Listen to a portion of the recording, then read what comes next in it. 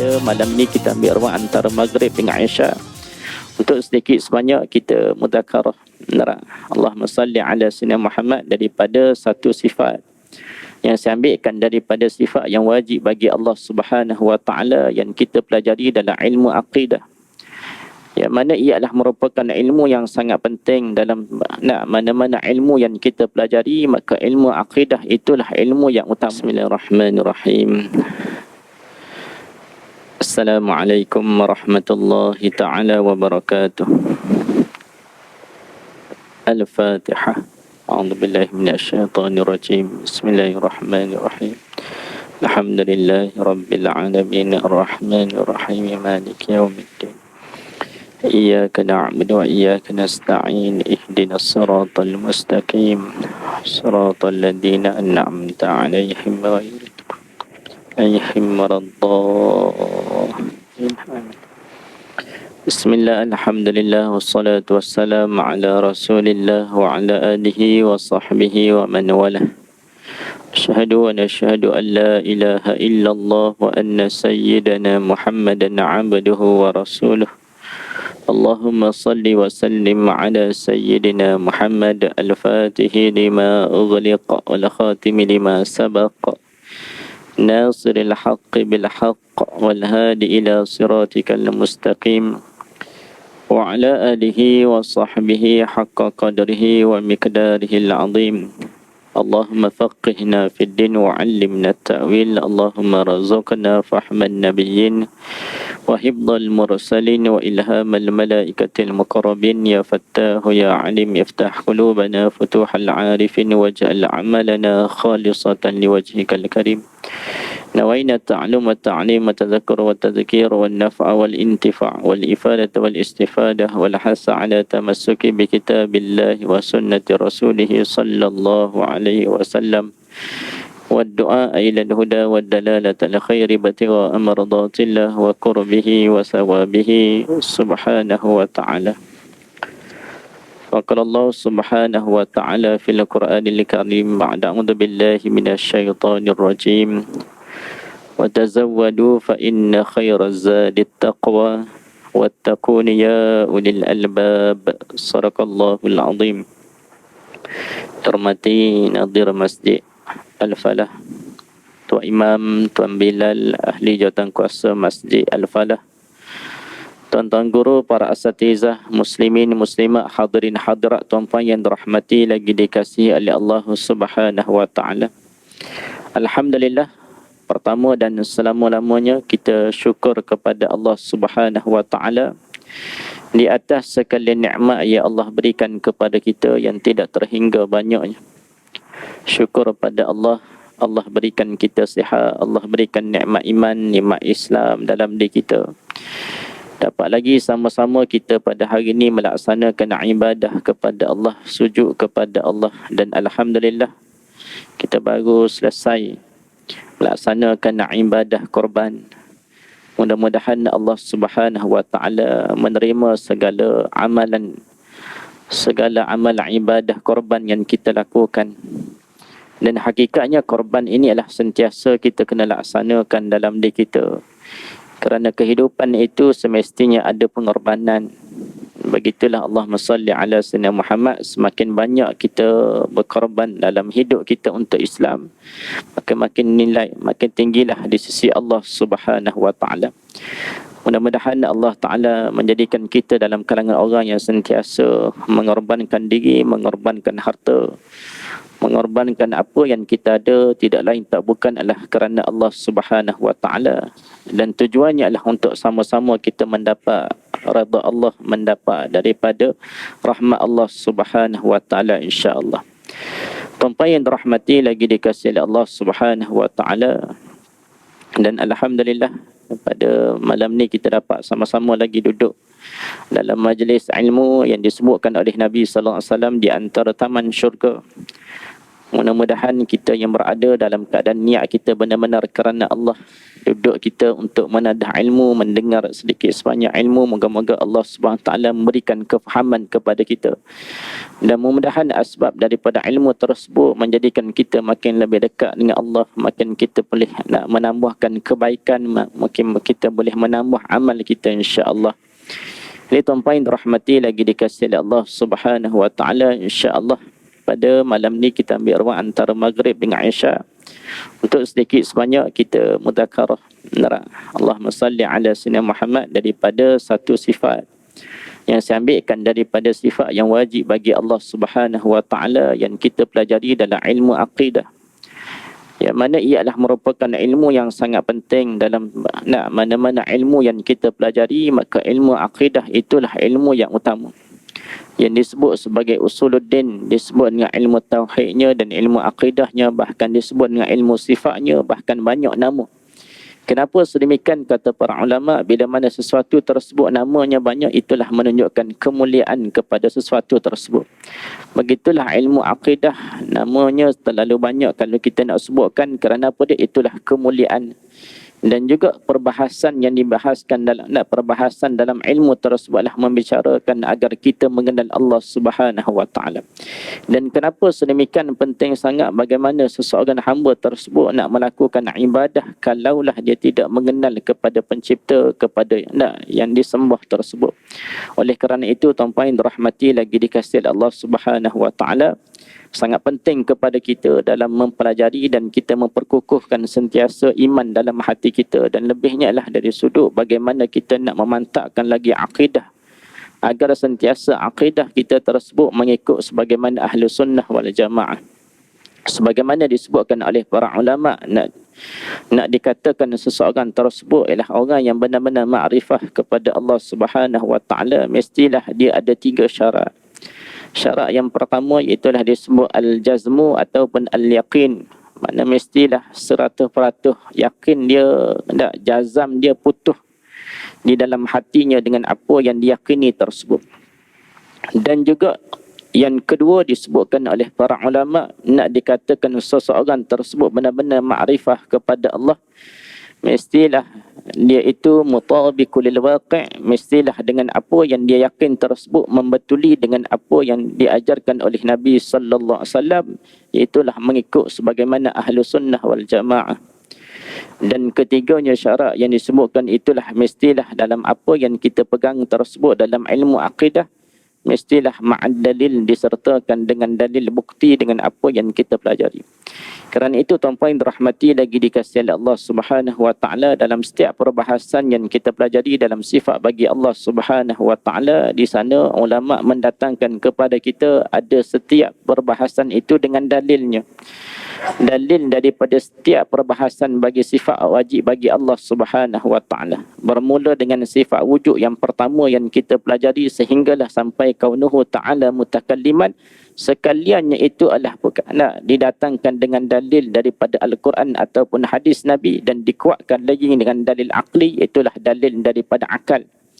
Maka kerana itu tuan-puan rahmati lagi dikasihi Allah SWT, sangat penting dalam kita mempelajari ilmu akidah, bukan sekadar hafal sahaja, tapi yang paling penting bagaimana kita memahami dengan maksud kepada sifat tersebut, dan bagaimana kita mendatangkan dalil kepada setiap perbahasan sifat tersebut.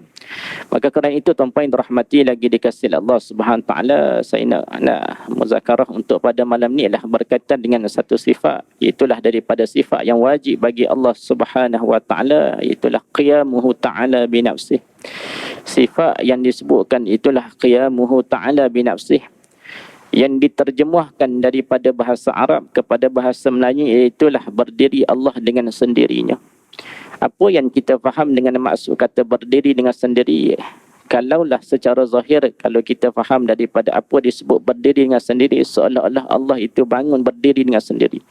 Tapi hakikatnya bukan itulah yang dimaksud ataupun yang dimaknakan dengan qiyamuhu ta'ala binafsih. Jadi kalau disebutkan berdiri dengan sendiri, itu kita tidak faham dengan hakikat sebenar daripada sifat tersebut. Maka kerana itulah disebutkan oleh para ulama apa dia yang dikatakan qiyamuhu ta'ala binafsih, iaitulah ta'rifnya ibaratun an nafyil iftiqari ila al-mahalli wal mukhassis.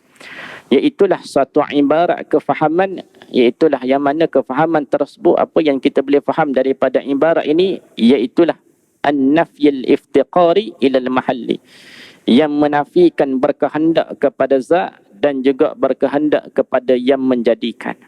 Maknanya apa dia? Bila mana kita menyebut Allah Ta'ala itu bersifat dengan qiyamuhu ta'ala binafsih, iaitulah Allah Subhanahu wa Ta'ala apa yang kita faham, menafikan bagi Allah itu berhajat ataupun berkehendak kepada zat dan juga berhajat ataupun berkehendak kepada yang menjadikan. Jadi Allahumma salli ala sayyidina Muhammad, kerana dalam qiyamuhu ta'ala binafsih ini dia ditermasuk dalam kategori sifat salbiyah. Sebagaimana kita pelajari dalam ilmu akidah, dalam sifat wajib bagi Allah Subhanahu Wa Taala yang disebutkan oleh para ulama di atas jalan tafsirnya ada 20, ada pandangan 13 ataupun ada lebih daripada jumlah tersebut. Maka ulama membahagikan di sana, ada pembahagiannya, ada sifat ma'ani, sifat manawiyah, sifat salbiyah, sifat nafsiyah. Maka pembahagian tersebut dia memberikan jalan yang mudah kepada kita dalam memahami perbahasan sifat tersebut. Maka dalam sifat qiyamuhu ta'ala binafsi ini dia termasuk dalam sifat salbiyah. Sifat yang mana salbiyah ni apa dia? Sifat yang mana fungsinya adalah menafikan perkara yang tidak layak bagi Allah. Sifat yang menafikan yang tidak layak bagi Allah Subhanahu wa ta'ala. Kerana itulah ta'rifkan kepada sifat qiyamuhu ta'ala binafsihi, itulah an-nafyil iftiqari ilal mahalli wal mukhassis. Itulah satu ibarat kefahaman yang mana menafikan berkehendak Allah itu kepada zat dan yang menjadikan dia. Maka Allahumma salli ala sayyidina Muhammad. Jadi apa yang kita boleh faham daripada apa disebutkan daripada ta'rif ini, ada dua maksud. Yang pertama sekali yang kita boleh faham daripada maksud qiyamuhu ta'ala binafsihi, iaitulah Allah Subhanahu wa Ta'ala tidak berhajat kepada zat dan tidak berhajat kepada yang menjadikan dia. Itulah maksud kepada qiyamuhu ta'ala binafsihi. Kerana itu ulama membahagikan dalam setiap sesuatu itu dia ada 4 pembahagian. Sesuatu zat dan juga sesuatu perkara tersebut dia ada 4 pembahagian. Ada pembahagian yang disebutkan itulah sesuatu zat dan juga pencipta.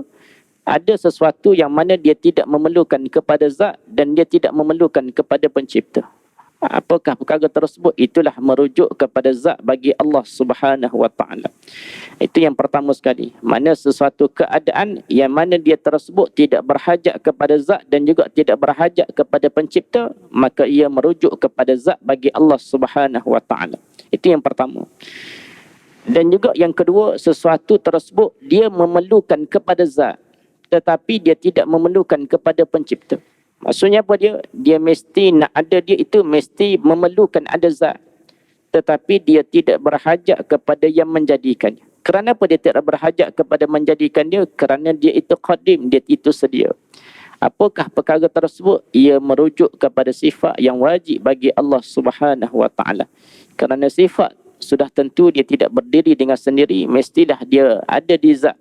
Sebagaimana ta'rif yang kita pelajari dalam sifat. Apa dia?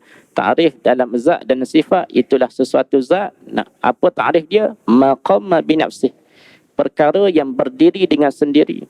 Manakala bila mana kita sebut tentang sifat, maka dia adalah maqama bighairih. Perkara yang berdiri dengan yang lain. Kerana sesuatu sifat dia tidak ada boleh dengan sendiri, manakala mestilah menumpang pada zat. Begitulah kita sebut sifat ini sifat bagi Allah Subhanahu wa Ta'ala, dia memerlukan zat. Kerana sifat tersebut mestilah qaimatun bidati, mesti berdiri pada sesuatu zat. Dan juga pada zat sifat bagi Allah Ta'ala, dia tidak memerlukan kepada pencipta. Kenapa tidak memerlukan pencipta? Sebab sifat bagi Allah itu sekaliannya qadim, bersifat dengan sifat yang qadim, tidak ada terdahulu terkemudian. Walaupun kalau kita bahaskan daripada yang pertama hingga kepada 20 ataupun yang pertama hingga ke 13 ataupun lebih daripada 20, sebahagian kita membahaskan ada sifat idrak, ada sifat takwin yang bagi Allah Ta'ala, tetapi bukanlah kita sebutkan yang pertama hingga 20 ataupun yang ke-13 tersebut itulah menunjukkan ada terdahulu dan terkemudian.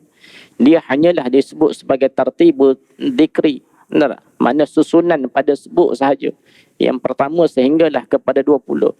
Dan juga susunan tersebut ulama mendatangkan itu ada perbezaan. Ada sebahagian kitab didatangkan selepas daripada wujud bagi Allah, didatangkan wahdaniyah, didatangkan selepas wujud bagi Allah sifat qidam. Maksudnya apa dia? Berselisih. Namun di sana ulama mendatangkan susunan tersebut ialah kerana sebab-sebab tertentu ataupun disebut dengan tartibu ta'aqul. Makna susunan yang munasabah daripada perbahasan sekalian sifat yang wajib bagi Allah Subhanahu wa taala. Maka kerana itu tuan-tuan yang dirahmati lagi dikasihi Allah Subhanahu wa taala, bukanlah kita maksudkan bahawa sifat itu ada terdahulu terkemudian, ada wujud baru ada qidamnya, ada baqanya, tidak sedemikian, kerana sekalian sifat itu semuanya qadim. Nah, itulah sedia, tidak ada permulaan dan tidak ada kesudahan. Maka Allahumma salli ala sayyidina Muhammad, kerana itulah yang dimaksudkan keadaan sesuatu yang berhajat kepada zat tetapi tidak memerlukan kepada pencipta. Itulah sifat bagi Allah Subhanahu wa taala. Dan yang ketiganya, sesuatu keadaan, sesuatu perkara yang mana dia tidak memerlukan kepada zat tetapi dia berhajat kepada yang menjadikan dia, berhajat kepada pencipta. Apakah perkara tersebut? Itulah yang dikatakan istilah yang kita belajar dalam ilmu akidah, namanya diletakkan jirim. Jirim ni apa dia? Sesuatu zat yang baharu, maka dinamakan dia jirim. Maka Allahumma salli ala sayyidina Muhammad, maka bila mana sebut kata jirim, dia sesuatu yang tidak memerlukan zat. Sebab apa dia? Sebab jirim itulah zat yang baharu. Tetapi jirim tersebut dia mestilah berhajat kepada ada yang menjadikan dia. Dia berhajat kepada, nak memerlukan kepada pencipta. Kerana apa dia? Dia adalah terdahulu dengan tiada. Maka bila mana sesuatu tersebut yang asalnya tiada, maka maka tentulah dia berhajat kepada ada yang menjadikan dia. Itulah pembahagian ataupun keadaan yang ketiga. Itulah sesuatu yang tidak memerlukan zat tetapi dia memerlukan kepada pencipta. Yang keempat, disebutkan apa dia? Sesuatu tersebut dia berhajat kepada zat dan dia berhajat kepada ada yang menjadikan dia. Maksudnya apa dia? Sesuatu tersebut dia tak boleh ada melainkan mesti ada pada zat, dan juga dia mestilah ada yang menjadikan dia. Apakah perkara tersebut? Iaitulah diistilahkan dalam ilmu yang kita pelajari dalam ilmu akidah, itulah namanya arak. Arak ni apa dia? Sifat bagi yang baharu. Sifat yang baharu maka diistilahkan dengan arak. Maka tuan-tuan yang dirahmati lagi dikasihi Allah SWT, tujuan apa yang kita sebut ni supaya bila mana kita membicarakan tentang sifat bagi Allah, kita akan biasakan bertemu dengan istilah-istilah sedemikian. Dan istilah tersebut sebenarnya dia bukan menyusahkan kepada kita dalam memahami ilmu akidah, tetapi sebenarnya dia adalah memberikan kemudahan dalam kita memahami tentang perbahasan dalam setiap sifat tersebut. Kerana itulah ulama membahagikan tersebut, membahagikan namanya jirim supaya kita tidak mengistilahkan zat yang baharu. Zat itu bertukar dengan zat bagi Allah Subhanahu wa taala. Sifat dengan sifat bagi Allah, sifat makhluk dengan sifat bagi Allah, maka kita tidak bertukar. Maka Allahumma salli ala sayyidina Muhammad, maka itulah empat keadaan dalam memahami tentang pembahagian sesuatu itu dalam keadaan yang berbeza, yang mana ada yang berhajat kepada zat, ada yang berhajat kepada pencipta, dan ada yang sebalik daripada apa yang disebutkan tadi. Maka Allahumma salli ala sayyidina Muhammad, itulah empat keadaan disebutkan kepada kita dalam memahami tentang qiyamuh ta'ala binafsih, supaya kita memahami dalam istilah-istilah yang disebutkan. Kemudian Allahumma salli ala sayyidina Muhammad, kemudian diberikan kepada kita peringatan dalam soal kita memahami tentang sifat qiyamuh ta'ala binafsih. Disebutkan apa dia? Iaitulah sifat qiyamuh ta'ala binafsih itu berdiri sendirinya. Ini bukanlah bermaksud Allah Ta'ala boleh menguruskan sesuatu dengan zatnya sendiri tanpa memerlukan pertolongan daripada yang lain, seperti yang difahami oleh kebanyakan orang. Mana ramai orang faham gitu. Bila sebut kata Allah itu bersifat dengan qiyamuh ta'ala binafsih, dengan maksud apa dia? Allah Ta'ala menguruskan sesuatu dengan zatnya sendiri tanpa berhajat kepada pertolongan daripada yang lain. Maka hakikatnya itu adalah perkara yang salah. Kerana ia bukan melibatkan soal pertolongan ataupun tidak. Tetapi yang nak dibahaskan di sini apa dia? Ialah perkara yang bersangkut paut tentang zat tersebut. Mana zat tersebut, apakah yang dimaksudkan di situ? Yang dimaksudkan kata tidak berhajat di situ bukan tidak berhajat kepada ada pertolongan daripada yang lain, tetapi yang dimaksudkan di situ ialah tidak berhajat zat itu kepada yang lain. Jadi Allahumma salli ala sayyidina Muhammad, maka inilah yang kita kena fahami tentang perbahasan sifat qiyamu ta'ala bin nafsih. Mungkin kita dah biasa dengar perbahasan tersebut, bahkan berkali-kali kita disebutkan tentang qiyamu ta'ala bin nafsih, tapi kita nak supaya memahami dengan sebaiknya apa yang disebutkan tentang sifat tersebut. Bahkan Allahumma salli ala sayyidina Muhammad, sifat yang dibahaskan ini adalah perkara yang sangat penting supaya bila mana kita memahami tentang perbahasan sifat ini, kita akan merasakan dalam diri kita, tuan-tuan yang dirahmati lagi dikasihi Allah SWT, bahawasanya kita ni hamba yang tidak ada apa-apa. Hamba yang sentiasa mengharapkan daripada Allah Subhanahu Wa Taala. Dan dalam apa yang kita bahaskan juga bila mana disebutkan tadi tentang ta'rif kepada sifat bagi qiyamuh ta'ala bi nafsih, iaitu an-nafyul iftiqari ila al-mahalli wal mukhassis. Disebut iaitulah menyatakan bahawasanya sifat qiyamuh ta'ala bi nafsih ini itulah berhendak menafikan berkehendak kepada zat dan juga yang menjadikan dia. Maka bila mana disebut al-mahalli, itulah iftiqari ila al-mahalli, makna dikatakan mahal. Mahal ni apa dia? Diterjemahkan mahalli itu ialah zat. Bukanlah diterjemahkan dengan bahasa mahallun itu dengan maksud tempat, tidak.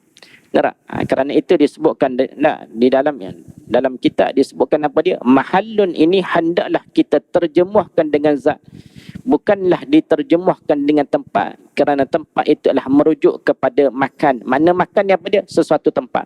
Ataupun kalau kita belajar dalam bahasa Arab disebut isim makan, nama bagi tempat.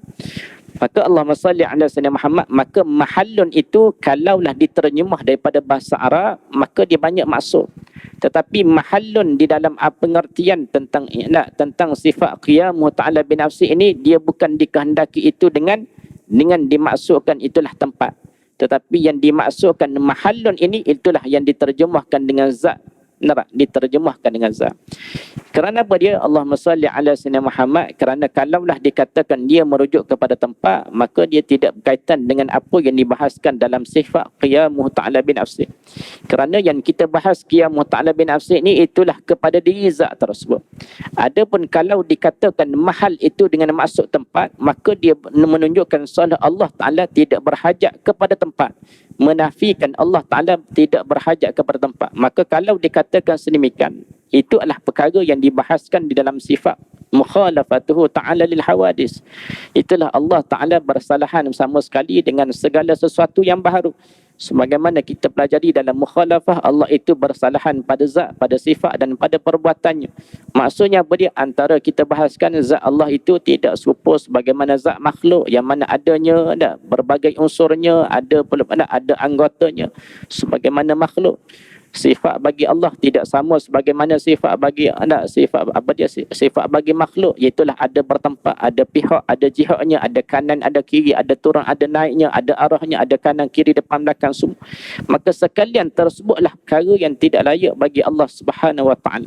Maka kalaulah diterjemah mahallun itu dengan tempat, maka dia tidak masuk dalam dalam perbahasan qiyamuh ta'ala bin nafsih, tapi dia masuk dalam perbahasan mukhalafatuhu ta'ala lil hawadis. Maka kerana itulah disebutkan peringatan dalam kita memahami tentang apa dia qiyamuh ta'ala bin nafsi ini, itulah disebutkan mahallun itu hendaklah diterjemahkan dengan zat, bukan dikatakan tempat. Kerana tempat merujuk kepada makan, itu satu tempat. Sebab itu huraian Allah Ta'ala bukan berada di langit ataupun di arash, ataupun Allah Ta'ala bukan berada di suatu tempat, maka sekalian tersebut adalah tidak ada dalam perbahasan yang kita belajari dalam qiyamuh ta'ala bin nafsih, tapi semua itu telah dihuraikan di dalam perbahasan mukhalafatuhu ta'ala lil hawadis. Maka tuan-tuan yang dirahmati lagi dikasihi Allah Subhanahu Wa Taala, dan juga dalam kita menyebut tentang sifat qiyamuh ta'ala bin nafsih ini diterjemahkan dengan bahawasanya apa dia? Allah itu dengan bersifat qiyamuh ta'ala bin nafsih, itulah diterjemahkan dengan berdiri dengan sendirinya, bukanlah lawan bagi berdiri sendiri itulah dengan duduk ataupun sebagainya. Kerana kalau kita istilahkan dalam diri kita, makna kalau berdiri lawannya duduk, kalau duduk lawannya berdiri. Tapi bila mana dibahaskan dalam sifat ini, maka hakikatnya tidak sedemikian. Kerana yang lawan kepada sifat tersebut, sifat qiyamuhu ta'ala binafsih, iaitulah Allah Ta'ala berhajat kepada zat dan berhajat kepada yang menjadikan. Itulah lawan kepada sifat yang kita bahaskan, itulah qiyamuhu ta'ala binafsih. Kenapa kita kenapa disebutkan Allah itu tidak berhajat kepada zat dan tidak berhajat kepada yang menjadikan? Benar tak? Kenapa sedemikian? Maka Allahumma salli ala Sayyidina Muhammad. Kerana kalaulah disebutkan Allah itu berhajat kepada zat, maka sudah tentulah Allah itu akan menjadi sifat. Benar tak? Bila mana sesuatu tersebut, sebagaimana kita sebutkan tadi, sesuatu itu bila mana dia berhajat kepada zat, maka dia tidak boleh dikatakan zat juga. Sebab sesuatu yang berhajat kepada zat, tentulah dia sifat. Maka Allahumma salli ala Sayyidina Muhammad, maka bolehkah kita katakan Allah itu sifat? Maka tentu itu mustahil sama sekali. Kerana apa dia? Kerana kalaulah dikatakan Allah itu sifat, maka menafikan kepada sifat yang wajib bagi Allah, itulah sifat ma'ani dan ma'nawiyah bagi Allah Subhanahu wa ta'ala. Maka sekalian tersebutlah mustahil sama sekali. Kerana itulah tuan-tuan yang dirahmati lagi dikasih Allah Ta'ala. Sebab itu ta'arif yang pertama disebutkan Allah Ta'ala tidak berhajat kepada zat. Kenapa tidak berhajat kepada zat? Kerana kalau Allah Ta'ala berhajat kepada zat, maka tentulah menafikan ada sifat bagi Allah Subhanahu wa ta'ala. Kerana pada ketika tersebut Allah itu menjadi sifat, maka itu mustahil sama sekali. Kerana apa dia? Kerana tentu dan pasti Allah itu bersifat dengan sekalian sifat ma'ani dan ma'nawiyah bagi Allah Subhanahu wa ta'ala. Dan begitulah yang disebutkan apa dia? Itulah pada sifat, pada ta'rif yang kedua, Allah Ta'ala tidak berhajat kepada yang menjadikan. Apa yang dimaksudkan Allah Ta'ala tidak berhajat kepada yang menjadikan? Itulah Allah Ta'ala tidak berkehendak, tidak berhajat kepada ada yang menjadikan dia. Kenapa? Sebab kalau Allah itu berkehendak kepada yang menjadikan ada pencipta, maka tentulah Allah itu akan menjadi baharu. Maka baharu itulah dikatakan makhluk, maka tidak layak sama sekali bagi Allah Subhanahu wa ta'ala. Maka kerana itu tuan-tuan yang dirahmati lagi dikasih Allah Subhanahu wa ta'ala, dalam dua makna yang kita sebutkan tadi, itulah yang kita nak fahami dalam perbahasan qiyamuhu ta'ala binafsih. Maka tuan-tuan yang dirahmati lagi dikasih Allah Subhanahu wa ta'ala, itulah secara ringkas kita sebutkan berkaitan dengan ta'rif dalam perbahasan yang kita bicarakan tentang qiyamuhu ta'ala binafsih. Kemudian kita lihat di dalam perbahasan sifat ini, maka di sana ada dalil yang disebutkan oleh para ulama, disebutkan oleh Allah Ta'ala dalam Al-Quran dan juga bahkan disebutkan oleh dalam hadis Nabi sallallahu alaihi wasallam. Apa disebutkan di dalam dalam satu ayat dalam surah Al-Ankabut dan juga bahkan dalam surah-surah yang lain, ada disebut dalam surah Taha dan juga ada disebut dalam surah Fatir, yang menunjukkan bahawa Allah itu bersifat dengan apa dia? Itulah Allah itu bersifat dengan qiyamuhu ta'ala binafsih. Apa dia? Di antara ayat yang disebut, innallaha laghaniyyun 'anil 'alamin. Sesungguhnya Allah Ta'ala itu maha kaya. Disebutkan, innallaha laghaniyyun 'anil 'alamin. Apa maksud dikatakan kaya tersebut? Yakni Allah Ta'ala tidak berhajatkan sesuatu pun. Benar tak? 'Anil 'alamin, pada sekalian makhluk. Mana Allah itu kaya, sifat bagi Allah itu laghaniyun. Dia tu kaya, tidak berhajat sesuatu pun daripada sekalian makhluk. Kerana itu tuan-tuan yang dirahmati lagi dikasih Allah Ta'ala, dalam ayat yang lain Allah Ta'ala sebut, ya ayyuhan nasu antumul fuqara'u ila Allah wallahu huwal ghaniyul. Maka disebutkan apa dia? Wahai sekalian manusia, kamu sekalian adalah fuqara. Apa maksud fuqara? Kamu sekalian adalah yang berhajat kepada, yang sentiasa berhajat kepada Allah. Antumul fuqara ila Allah, yang sentiasa berhajat kepada Allah, dan dialah yang maha kaya. Maka inilah yang menunjukkan kepada kita bahawasanya Allah itu kaya dengan maksud apa dia? Tidak berhajat kepada sesuatu pun. Dan itulah yang menjadi dalil kepada apa yang kita bahaskan di sini, iaitulah Allah Ta'ala dikatakan apa dia? Wajib bersifat dengan qiyamuhu ta'ala binafsih. Itulah diri zat dia tersebut tidak berhajat kepada zat dan tidak berhajat kepada yang menjadikan. Menunjukkan itulah kaya bagi Allah Subhanahu wa ta'ala. Kerana bila mana kita nak sebut kata Tuhan dalam kalimah yang kita bicarakan, kalimah la ilaha illallah, tidak ada Tuhan. Apa yang dimaksudkan tidak ada Tuhan pada kalimah la ilaha illallah yang biasa kita tahlil, yang biasa kita lafazkan zikir tersebut, bahkan disebut afdalul zikri, afdal zikir, itulah kalimah la ilaha illallah. Apa yang dimaksudkan kalimah la ilaha illallah? La ilaha, la itu la nafiyah, menafikan. Nah, ilaha, apa maksud ilaha? Tuhan. Yakni Tuhan yang mana yang kita nafi tersebut itulah Tuhan yang bersifat dengan sifat ketuhanan. Mana bersifat dengan sifat uluhiyah. Apakah sifat uluhiyah? Maka disebutkan oleh para ulama ada dua. Itulah yang pertamanya mestilah dikatakan dia itu bersifat dengan sifat ketuhanan. Yang pertamanya al-istighna, mana dia itu kaya dengan maksud dia tidak berhajat kepada yang lain. Dan juga yang keduanya mestilah al-iftiqar. Nah, yakni apa dia? Iftiqaru an kulli ma'adahu ilaihi, berhajatnya sekalian yang lain itu kepada dia. Maka barulah dikatakan itulah Tuhan yang bersifat dengan sifat ketuhanan. Maka pada kalimah la ilaha illallah, apa yang kita nafi di situ, tidak ada Tuhan yang bersifat dengan sifat ketuhanan, itulah dia kaya dan tidak, dan sekalian yang lain berhajat pada dia, illallah, melainkan hanya Allah Subhanahu wa taala. Itulah yang dibahaskan dalam kita nak memahami tentang kalimah la ilaha illallah. Bahkan dalam kitab disebut, antaranya kitab Matan Ummu Al-Barahin karangan Al-Imam As-Sanusi, mendatangkan dengan huraian tentang perkara tersebut agak baik kalau kita melihat dan kita pelajari dalam kitab tersebut. Bahkan dalam kitab-kitab yang lain, antaranya lah kitab Faridatul Faraid ataupun kitab-kitab yang lain, banyak kalau kita boleh lihat daripada perbahasan tentang apa yang dimaksudkan dengan kalimah la ilaha illallah. Bukan semata-mata diterjemahkan tidak ada Tuhan melainkan Allah, tapi setiap kalimah tersebut hendaklah kita fahami dengan baik. Kerana bagaimana ulama mendatangkan 50 sifat ataupun lebih daripada sifat yang kita pelajari, ada wajibnya, mustahilnya, harusnya.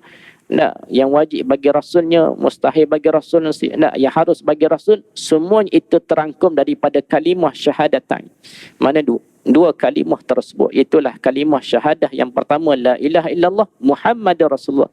Maka ilaha itu dia terangkum di dalamnya ada sifat uluhiyah, yang mana sifat uluhiyah itulah yang dibicarakan di sana, adanya perbahasan daripada sifat-sifat yang wajib bagi Allah Subhanahu wa taala. Maka tuan-tuan yang dirahmati lagi dikasihi Allah Taala, apa yang saya nak sebut tadi seringkahnya boleh berkaitan dengan bagaimana nak dikatakan Tuhan, mestilah dia itu yang kaya, tidak berhajat kepada yang lain. Kalaulah dia sendiri berhajat pada yang lain, dia berhajat ada yang menjadikan, dia berhajat ada yang mengadakan dia berhajat kepada sesuatu, maka tentulah tidak dikatakan dia Tuhan. Sebab dia sendiri pun tidak bersifat dengan sifat ketuhanan.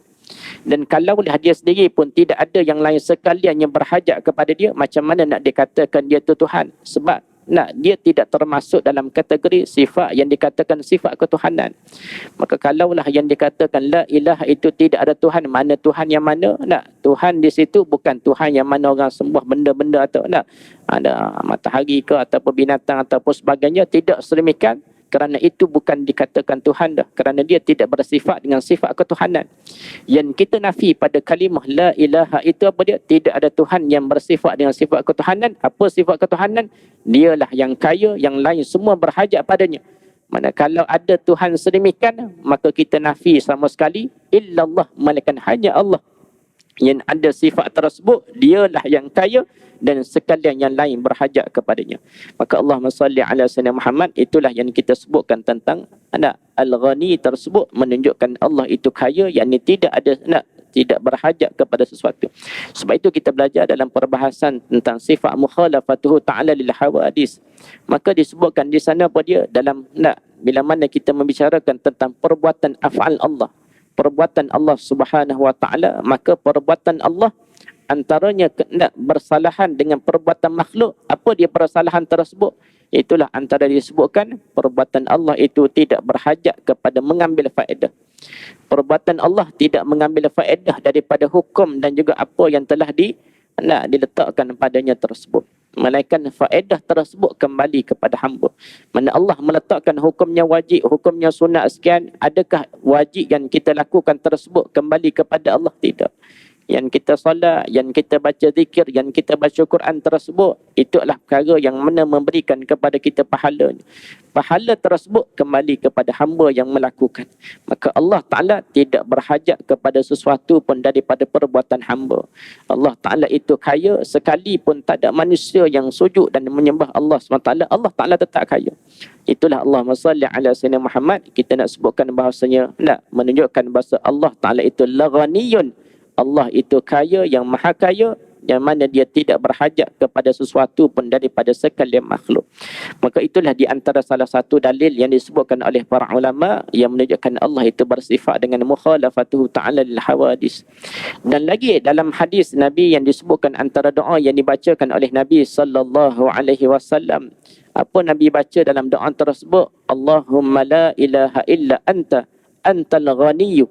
Ini doa yang disebutkan oleh Nabi sallallahu alaihi wasallam. Bagaimana Nabi memulakan dalam doa dia tersebut dengan memuji Allah.